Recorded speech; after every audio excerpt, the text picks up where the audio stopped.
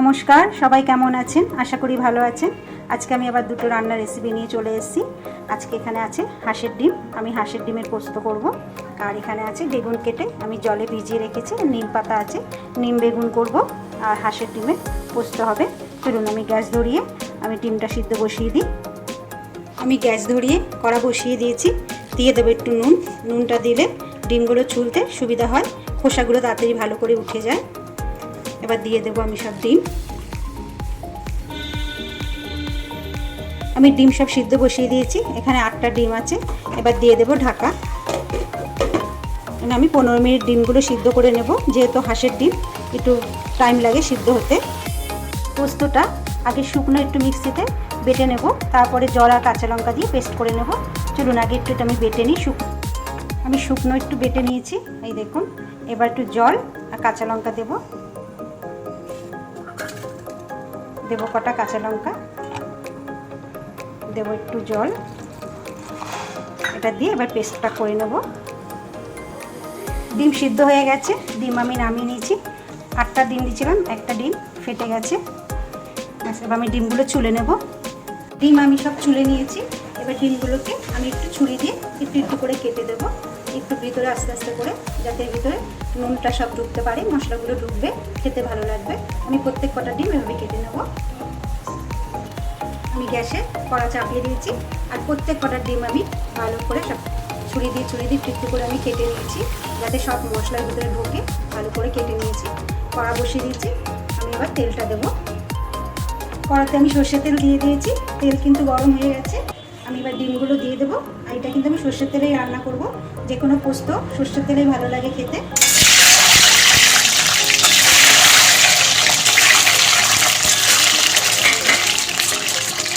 ডিমের মধ্যে এবার একটু দিয়ে দেবো আমি নুন, দেবো একটু হলুদ, দেবো একটু লঙ্কার গুঁড়ো। খুব হালকা হালকা করে ভেজে নেবো। খুব বেশি কড়া ভাজা করবো না, বেশি কড়া ভাজা করলে শক্ত হয়ে যাবে, খেতে ভালো লাগবে না। আমি হালকা ভাজা করে নামিয়ে নেবো। ডিম আমার যেরকম ভাজা আমি ভেজে নিয়েছি, এবার আমি নামিয়ে নেব।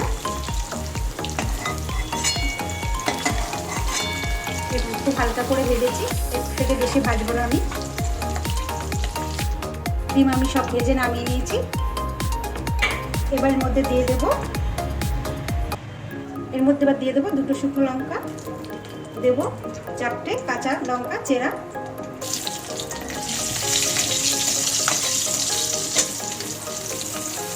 দেবো এবার পেঁয়াজ কুচি। আমি এখানে দুটো বড় মিডিয়াম সাইজের পেঁয়াজ কেটে নিয়েছি, যেহেতু ওখানে 7টা ডিম আছে, একটা ডিম তো ফেটে গেছে।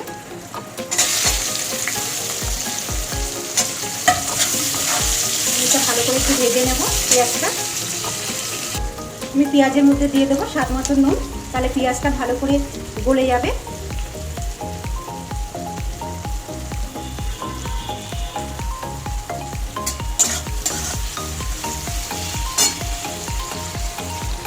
আমি পেঁয়াজে দিয়ে দেবো স্বাদ মতো নুন, তাহলে পেঁয়াজটা নরম হয়ে যাবে।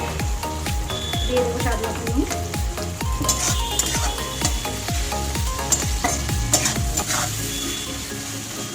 আমি আর একটু পেঁয়াজটা ভেজে নেব। পেঁয়াজটা কিন্তু অনেকটাই নরম হয়ে গেছে। আমি এবার দিয়ে দেবো টমেটো কুচি। একটা বড় সাইজের টমেটো আমি কেটে নিয়েছি, এটা দিয়ে দেবো।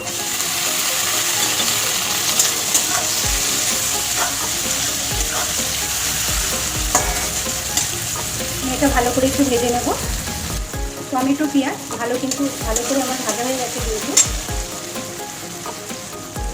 টমেটো আর পেঁয়াজ আমি ভালো করে ভেজে নিয়েছি, দেখুন টমেটো আর পেঁয়াজ দুটোই নরম হয়ে গেছে। এর মধ্যে এবার দিয়ে দেবো আমি হলুদ আর লঙ্কার গুঁড়ো।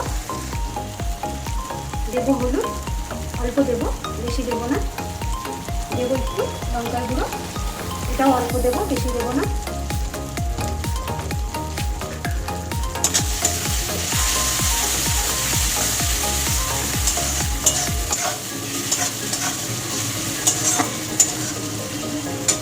এবার দিয়ে দেবো পোস্ত বাটা, বেটে রেখেছিলাম পোস্ত।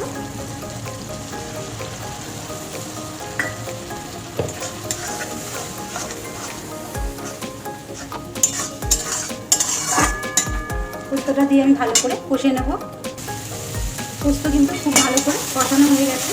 দেখুন পোস্তর থেকে কিন্তু তেল ছেড়ে দিয়েছে।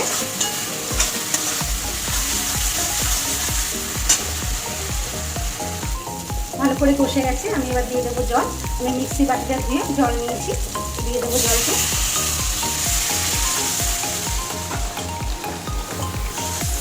আমি আর জল দেবো না।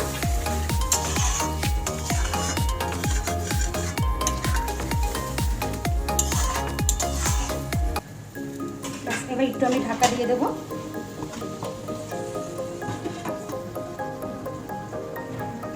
আমি ঢাকা খুলে নেব। ফুটে গেছে ভালো মতন।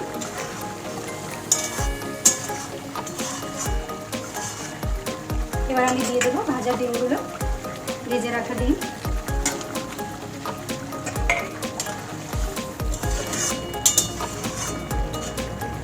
আর একটু চাপা দিয়ে দেবো আমি।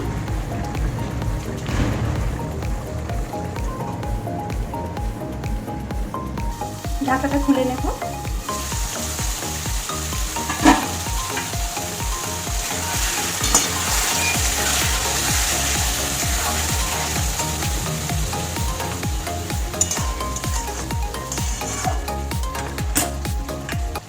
এর উপরে দিয়ে দেবো এবার কিছুটা পোস্ত বাটা আমি রেখেছিলাম, এটা দিয়ে দেবো।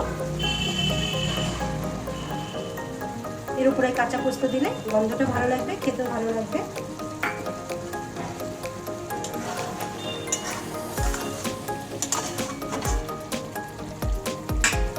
এর উপরে এবার দিয়ে দেবো কটা গোটা কাঁচা লঙ্কা, দিয়ে দেবো একটু সর্ষের তেল উপর থেকে।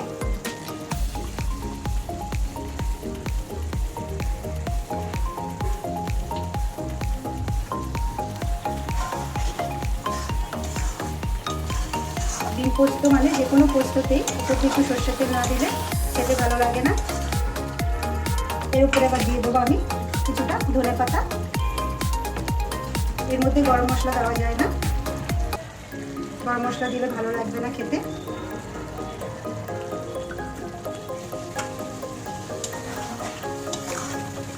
ব্যাস আমার কিন্তু ডিম পোস্ত হয়ে গেছে। এবার আমি নামিয়ে নেব। ডিম পোস্ত আমি নামিয়ে নিয়েছি। এই দেখুন হয়ে গেছে আমার ডিম পোস্ত। আমার দুটো রান্নাই হয়ে গেছে। এই যে ডিম পোস্ত দেখুন কত তেল বেরিয়েছে, আর এই যে নিম বেগুন ভেজে নিয়েছি। ব্যাস দুটো রান্না আমার হয়ে গেছে। আজ এই পর্যন্ত। সবাই ভালো থাকবেন, সুস্থ থাকবেন। আমার রান্নাটা ভালো লাগলে একটা লাইক করে দেবেন। আবার দেখা হবে।